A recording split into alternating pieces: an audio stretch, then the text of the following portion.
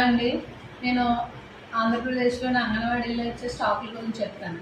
ఒక గర్భవతికి నెలకి ఫీడింగ్ వచ్చి 3 kgs రైస్ బ్యాగ్, ఓకేనండి. 3 kgs ఇస్తాము.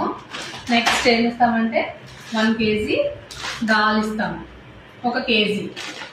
నెక్స్ట్ ఒక 500 ml ఆయిల్ ఇస్తాము, ప్లస్ ఒక బాలింతకి మాత్రమే. నెక్స్ట్ రాగి మందు ఒకటి.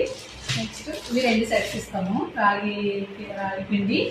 నెక్స్ట్ 1/2 kg బెల్లము, ఎండు ఖర్జూరం ఒక 1/2 kg, శనగచ్చు 1/2 kg.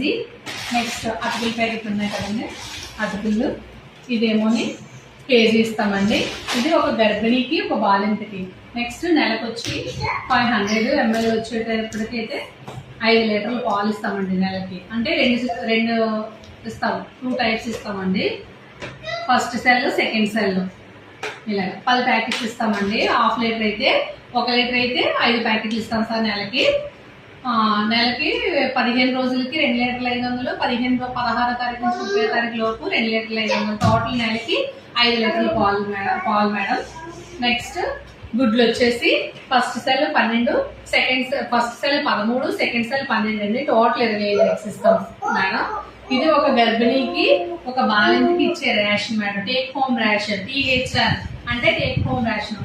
ఆంధ్రప్రదేశ్ లో ప్రతి అంగన్వాడీలోని ఎంటర్ అయిన ఒక గర్భిణికి నెక్స్ట్ 6 నెలలలోపు పాలిచ్చే తల్లికి ఈ స్టాక్స్ ఇస్తామండి. ప్రతి అంగన్వాడీలో ఇది ఇస్తాము. FRS ఇస్తాము. ఫస్ట్ వీక్ లోని వాళ్ళకి ఇవన్నీ అవైలబుల్ గా ఇస్తాం.